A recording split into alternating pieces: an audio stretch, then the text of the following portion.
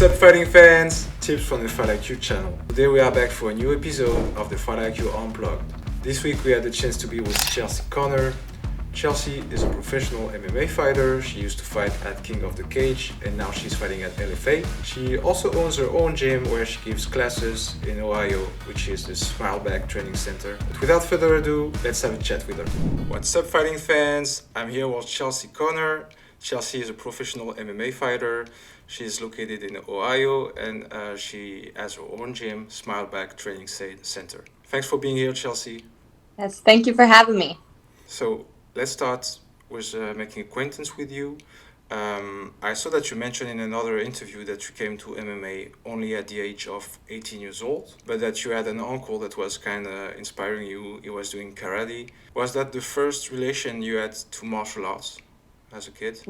Yeah, my uncle doing karate was the first thing that kind of introduced me to, the MMA world. And what was the motivation for you behind starting MMA? Honestly, it was just I wanted to join the Marine Corps and I wasn't able to, so I just needed something else to physically, help me in life. It helps my mental to just be an athlete. So that was the biggest thing when I couldn't join the Marine Corps. I just Yeah. had to find something. Okay. And why MMA then? Why not any other sport of other fighting sport? Well, I'm 5'1" on a tall day. I'm really built to play any other sport. All right. So I've always been very sport driven. Just I'm a little person, so sports really aren't. When it comes to like professional sports, my build is not for most sports. Okay. You had your first amateur fight in 2009, so that's only a few months after you started training, right? Yes, yeah, it was very quick turnaround. And was it your will to begin competition as soon as you started, or was it maybe a will from your training coach at the moment? Yeah, it was definitely the coaches. I I would have done whatever they told me to do. So I got in there and I did it, but I definitely was not ready Yeah. fighting. But back in 2009, that's just kind of how it was. Is it something you would do again if with your experience that you have right now, would it be something you still would do if they ask you to compete as soon as you get there?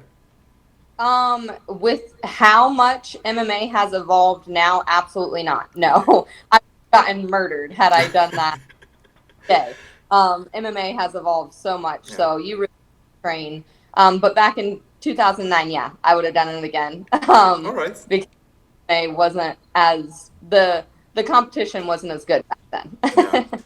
And you had actually 8 amateur fights between 2009 and 2017. Your first two fights were right away in 2009, and you won both fights actually. What I saw on your record. Then you had a 5 years layoff. What happened during that layoff, and what made you come back? So the gym that I was training at, was not the best gym to be at. So there was some stuff going on there. I got married and moved out of state. I had actually married my high school sweetheart. He was in the Marine Corps. So we moved out of state. I trained kind of at my house and did my own thing. At my home. And then we had a kid. We moved back to Ohio, and that's what kind of, when he got out of the Marine Corps, he was dealing with his own stuff. Our marriage and stuff was kind of not doing so well. So he was dealing with his stuff, and I said, I have to be able to mentally deal with my life. Yeah. So I got fighting, and that's what really, when I got back into it and I got to the gym that I'm at now, that really helped, just mentally and everything. So I really, when I got back into it, it was just to lose weight. I really didn't know that I wanted to compete again. It was just I wanted to lose the baby weight, and then it turned out that I'm a pretty decent fighter. So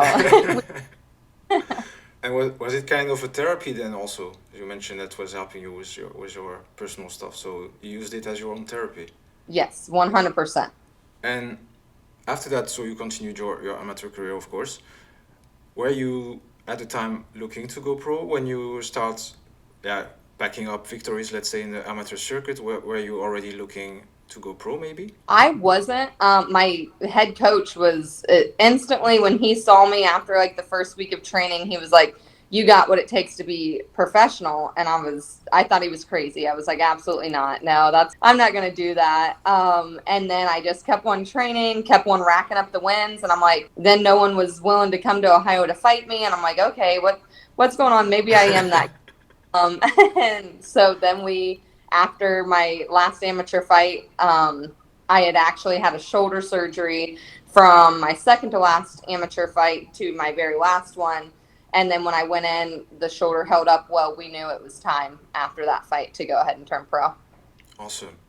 And did you have a lot of fighters? They go into sport following footsteps of somebody or having an inspiration. Did you have an inspiration yourself? Somebody you were looking up to? I looked up to Sarah McMahon. Okay. That was one. Misha Tate, I looked up to her quite a bit too. Um, those have been the two that I really, when I saw them doing it, I thought, wow, I could maybe there is a future in it, because back in 2009 there really wasn't, it wasn't on the map, like No, it was in probably 2014, 2015. I feel like that's when Ronda Rousey kind of came in and kind of took everything over. for sure. Yeah, there Yeah. was a bit maybe Chris Cyborg before in Invicta, but that's true. When Ronda Rousey came, it was kind of a hurricane. Yeah. And you're called the Tiny Tank. Where does that Yes. come from? That came from a fan. So I was fighting for King of the Cage. They were trying to call me Tiny Tornado. The thing, they were like, "Oh, you're tiny. You're like a tornado." And I thought instantly, I'm like, "That's Tisha Torres's nickname. I'm Yeah, not taking someone else's nickname." And I had a fan reach out to me, and he's like, "Your nickname needs to be Tiny Tank. Like you come straight forward." And I thought, you know what? That's a good fitting nickname. It matches my fight style. So I think we it stuck. does. Yeah. So that's nice. Nicknamed by a fan. That's a cool Yeah. story. Yeah. And you're also coaching. So we mentioned that you have also your own gym, Smileback Training Center, formerly Fightopia. Am I right? Yes, sir. What does coaching bring to your own fighting career? It really helps just being able to understand exactly what I need to do. When you get to like pick apart other people and their flaws, you can reflect it back on yourself of like, oh man, I wonder if I dropped my hand when I threw that punch, or how exactly just you go in for takedowns and stuff, and you're having to break it down, and it really just helps you be able to understand what you should be doing as well. Yeah. And vice versa. Does your own career has an impact on how you train your fighters? Yeah, big time. I try to not let it, because sometimes I try to like mom people, and I'm like, I try to keep them, protected from the things that I've went through. Yeah. And sometimes I just have to take a step back and like, hey, it's their career. Don't get too involved with it. But Yeah. yeah, But that can also be a good thing, right? You mentioned like back, for example, back in 2009 with MMA, how it has evolved now. So I guess you're not sending people fighting right away then. right. Yeah. Yes, 100%. And how do you balance the fact of being a coach and being a fighter and also a gym owner? Because yeah, you have all the caps and you have all the jobs. So how do you manage to be all that at the same time? Yeah. And a mom of two. And the mom of two, of course. Yeah, it's definitely a juggling act. I have a great support system. My mom helps out quite a bit, and my husband, he is definitely stepped up and helps keep things organized and flowing well. But it can definitely be a juggling act. I've learned to not stretch myself so thin and just say no. So I try to do it all, but with age, I'm realizing the more that I stretch myself thin, the less people actually get of me. So I want to be able to give everyone the most. So I've learned to say, hey, I can't do that. So that's probably the biggest thing that's helping me is just saying no. Yeah, yeah, I guess that's it. Learn to say no. So if we follow you in 1 week of training, how does it look like for you? When, let's say, for example, you have a fight coming up, how much time do you spend training and how much time do you spend teaching? So typically I'm up at about 6 a.m. every morning. I get up, I do my morning meditation. I take about 20 minutes, whether it's stretching, just mind work, things like that, and then 30-minute jog. Just break a sweat every morning. I'm really big on just getting up, getting a sweat, getting my mind right. And then I'm usually at the gym by 10 a.m. In between 6 and 10, I have to get two kids off to school, get my workout in, and get my life together. Yeah. And then head to the gym at 10. It kind of depends on what training partners show up on what I'm working on, from the 10 to about 11:30. And then afternoon, I have a preschooler, so I get him out of school, hang out with him for a little bit. We get lunch, and then I go back to wrestling. That's at like 2:30 in the Okay. afternoon. And then from basically 2:30 to 9:30 in the evening, it is just nonstop working out, basically. Um, so yeah, there's where I'm just trying to squeeze in time to be able to eat and things like that. But after 2:30, I'm pretty booked out on. I coach for probably about an hour and a half of that time, and then the rest of the time is me getting my workouts in. Wow, that's that's a tight schedule. Yeah. So you also mentioned that you're working closely together with your husband, which is Yeah. the head coach of Smileback Training Center. That's kind of a personal question. If you don't want to answer it, you can totally not answer it. Is how do you manage to keep your relationship apart from the working relationship? Because that might be also a juggling act, as you mentioned, because sometimes stuff that are from home are Mhm. kept in the gym as well. So how do you manage to balance all that? Yes, that is something I'm very grateful for how our relationship started. I had trained underneath him for about a year and a half before we ever started a relationship. So we had already built that very good coach student relationship. And that was something that was really important for both of us when we did start our relationship, of making sure that never crossed over in the gym. So it's, hey, if there's gym stuff that we need to talk about, we talk about that at the gym. We Okay. try our hardest not to bring that home, and we try our hardest not to.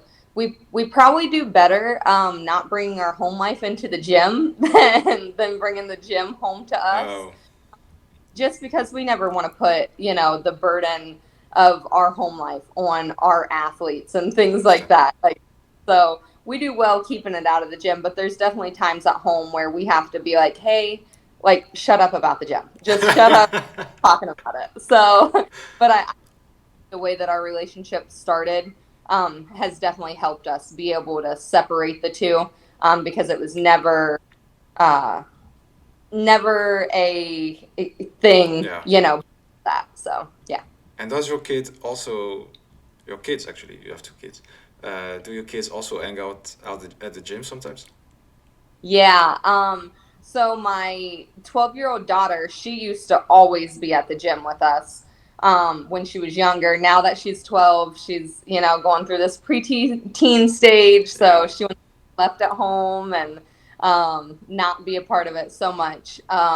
So she comes occasionally. She takes my women's cardio kickboxing class. So that's Nice. good for. But my son, he's 4 and he's like obsessed with it. We've tried to honestly keep him out of the gym just so we don't like burn him out at an early age. But he loves it. And any chance that he can be in that gym, he is in there beating up dummies, beating up anything that he can hit. Yeah, he's about it. Maybe you have a second tiny tank in the building. Yeah, there's good for that one. So now we're gonna go to our fun part, which is the Fight IQ Dash. So 10 questions, 2 answers possible. First thing that comes to mind. Are you ready? Okay. All right. For your opponent style, you prefer facing a power striker or a grappling specialist? Striker. Okay. Are you more into studying your opponent's last fights or focus on your own training? Focus on my own training. For the training, you're more into early mornings or late night grinds? Oh, probably early mornings. For the mental preparation, you're more into visualization or meditation? Meditation. The workout music, you're more into something that pumps yourself up or something to calm your nerves? Pump myself up. All right. In the cage, you are reading the opponent's body language or listening to your own corner? Listening to my own corner. Post-fight celebration, cheat meal or dessert treat? Ooh, cheat meal. All right. For the fight review, last fight review, for example, you go over it with your coach or you're doing it alone? With my coach. Okay. For the post-fight recovery, you're more into taking some time off or back at the gym ASAP? Taking some time off. All right. And for your own coaching style, you're more into technical breakdowns or motivational speeches? Technical breakdowns. All right. That was it. You did great. Awesome. So now we're going to your professional career. Mhm. So you started your professional career at King of the Cage in 2017. You lost your first fight due to illegal strike, actually. Were you frustrated to start your pro career with a loss, especially knowing that you were actually dominating the fight and that's only due to a mistake? Yeah, that was a tough one. The pro debut was just rough all the way around. I had been on the shelf for about 6 months, kind of just getting strung along by promotion after promotion. King of the Cage hit us up, and we really weren't looking to fight for them, but they were the only promotion that could get me a fight at the time. So took that. There was a lot of trash talking, which I'm not a fan of. I really don't. That's just not who I am. I'm not a trash talker. So there was a lot of animosity going into that fight, which I had honestly never experienced with any of the fights that I've ever fought. You know, I'm a very respectful, humble person. So when the trash talk started, it was just weird to me. You know, I tried to shake the girl's hand at weigh-in. She wouldn't shake my hand. And that kind of pissed me off. Like, okay, I can deal with, I get it, social media, you can sell a fight on there and you can say whatever you want on social media. But when you see me face to face, like, have respect and shake my hand. You know, that's all she had to do. So, you know, the fight was, it was a good fight. I dominated it the whole time, said I was going to knock her out, which I did. And I'm not even upset about it, you know, like she definitely got what she deserved. I got a contract afterwards. She didn't, you know, she's freaking washed up, and yeah, it was very frustrating. Very afterwards, her and her coach tried to get me in trouble and stuff like that. So there was a lot of political stuff after that happened that really wasn't talked about. So it definitely affected my later part of my pro career too. I understand. Yeah, so that was more frustrating for the what was outside the cage than what was inside. Yeah. But you didn't let yourself go because you took another fight 3 months after, so that's quite soon. And it was again at King of the Cage, and you won it with an armbar in the first round. So, what was that feeling to get your first pro win and to wash that mistakes that you made 3 months before? Yeah, it was pretty surreal. I had a horrible weight cut for that fight. I almost missed weight. That was the closest that I've ever came to not making weight. Okay. So that was pretty scary. My body felt like crap because I just didn't cut weight the right way. It was the first time that I had to fly and things like that with a weight cut. It definitely changed some stuff up. So I knew like I had to finish that fight in the first round, and if I didn't, I was probably gonna get my ass kicked. With that finish, it was kind of crazy because I remember being a mount and hitting her, and like her reaction was it kind of made me feel bad. And I was like, oh my gosh, I just need to take her arm. So I spun off for the arm bar, and then I blew her arm out. It popped out of socket, and I felt so bad after that. I was like, oh my gosh, I'm poor girl. Like, but I got the fight done and over with in the first round. Great. Yeah. So I forgot to mention, but you used to fight at strawweight. So Yeah. that was your first division. Then you made actually your last fight, I think, as strawweight for the strawweight title at King of the Cage. Yeah. Also 3 months after your first victory. So Yeah. you had 3 fights in 9 months. You fought Cynthia Arcio, and you lost via decision, but it was a really close fight. This one is available on YouTube, guys, if you want to check it out. What were you feeling after that fight? A lot of disappointment. One, you mentioned that I was a strawweight. I am going back to strawweight. So just just to say that. I like that. They're no longer fighting at a heavier division. But yeah, the fight with Cynthia Arceo, that was a tough pill to swallow. I definitely wasn't ready for that fight. She had quite a bit of experience. But you know, like I said, with my amateur career and then my early pro career, I was struggling so much to get fights. So I was just taking anything that I could get. So I stepped up, I took that fight. I felt like I personally won that fight as an MMA fight. It was a really close fight. Really close. Yeah, I mean, I would have been happier with it just being called a draw. But to say that she had a unanimous victory on me, I have let it go now, but that was a big reason why I stepped away. I felt very cheated and very I was trying to, there's no loyalty in MMA, and I was trying to be a loyal soldier, and I felt like I got screwed over in it, so I wasn't real happy with it. I understand that. Well, it might be paradoxal, but is it also your best performance, you think? Yeah, I think so. Yeah, I definitely showcased.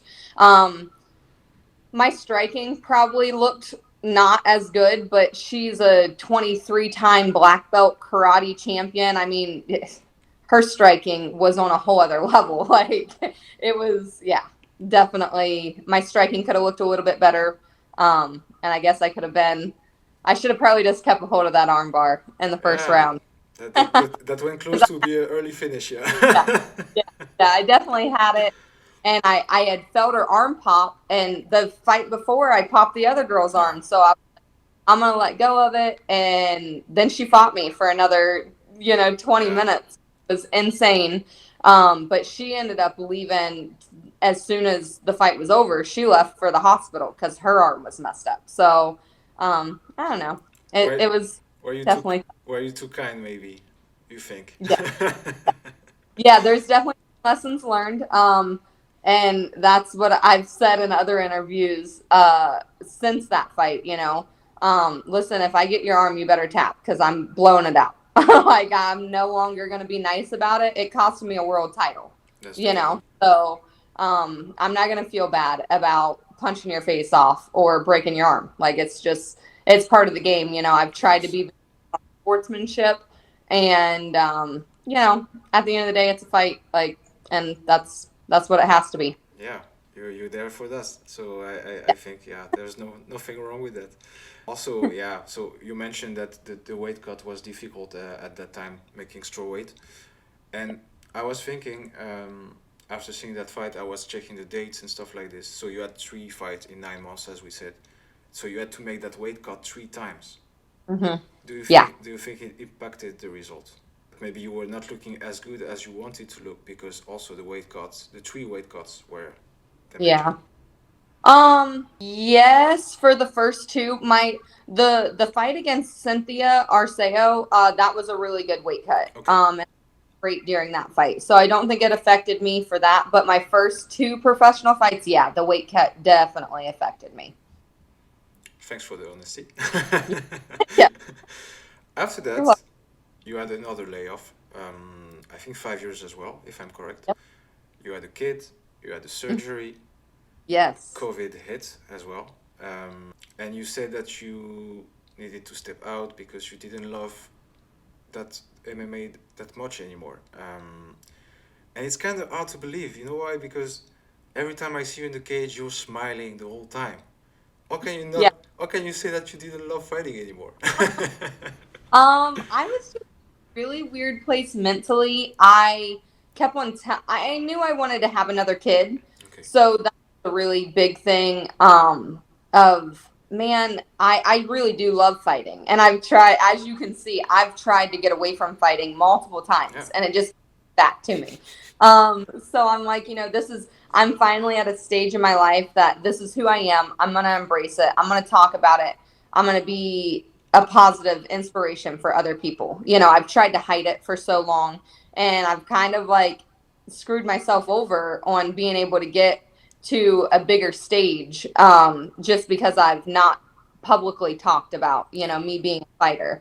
But yeah, it was definitely the layoff was I was just hurt by the decision that I didn't win the fight for the King of the Cage title. And then, like I said, I knew I wanted to have another kid, so I just thought, you know what, now's the time. I had had two surgeries.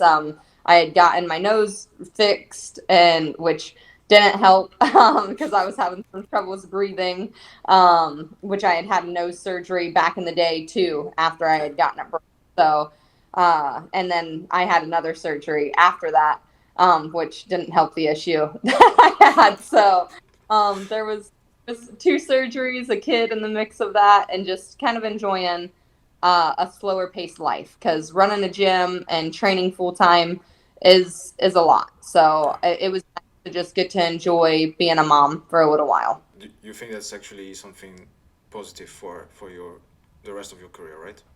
Oh yeah, yeah, big time. It definitely helped me um really understand why I love fighting. I knew I always enjoyed it, but like why did I enjoy it? I for so long I felt like it was such a bad thing. When I started it back in 2009, people are like, "You're crazy. Like you need to be locked up, like you should have those thoughts to want to go do those things." So like for years I thought I was just crazy. Like why do I enjoy this?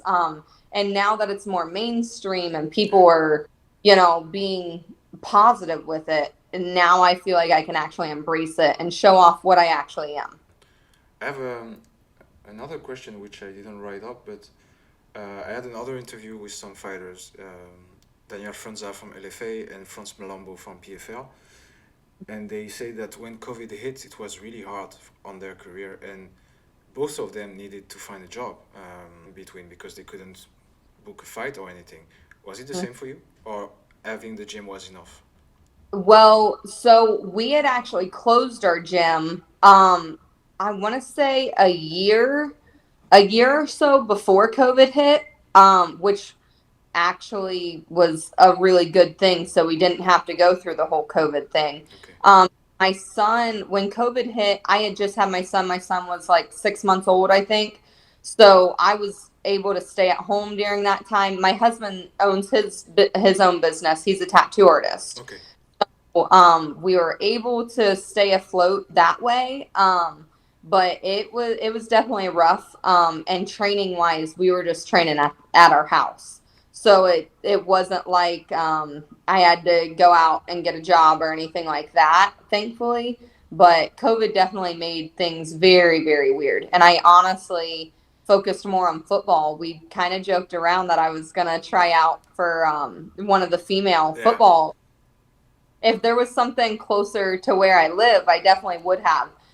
But the closest was like 4 hours away and just not realistic to be able to go do. But we did a lot of like football training during COVID time because we had a lot of the high school athletes that were getting ready to go off to college that had to stay in shape, Yeah. they scholarships. So my husband also is a football coach, and he had our backyard was packed full of football players, and it was a lot of fun. So that's nice to hear that at least it could turn into something positive at least a bit. Yeah. So when you came back Mhm. to LFA directly. LFA, for those who don't know, it's one of the biggest organizations in the US. So first of all, how did you succeed to get that opportunity after a long layoff in the sport? And it's a sport when if you don't show regularly, you can be easily forgotten. So first of all, how did it happen? So we were actually preparing to throw our first MMA show here in Ohio, and Okay. I was going to be the main event on that show. And then about five to 6 weeks before that show, one of Dylan Bucka's head coach, Gary Young, which Gary actually cornered me in my first two MMA fights. Gary's an amazing dude. He's helped me along my career for a long time. So he actually had gotten the fight offer for the Eleni Pereira fight, and Yeah. he was like, I know that would take this. So he called me and he's like, listen, I know you guys have an MMA show that you were supposed to fight on, but it was whether LFA was guaranteed that Eleni was going to show up to fight me. Yeah. The girls that we were trying to bring in to fight me in my hometown weren't guaranteed. Okay. To say that they were going to show up, who knows? It was a flip of a coin. So I knew for sure I would, Eleni wasn't going to back out of a fight with me. So, and LFA is an amazing promotion. So went ahead and took that fight. And I mean, going into that fight, I thought it was nothing against Eleni. She's amazing. But I thought it was going to be a pretty easy fight because I just be able to go in, take her down real fast, and submit her. And then her coach and her game planned very well to keep me away with her 9.5-inch reach advantage. And yeah, she just punched my face off for the uh, two rounds. So yeah, it was a fun fight though. So Alini, great striker for sure.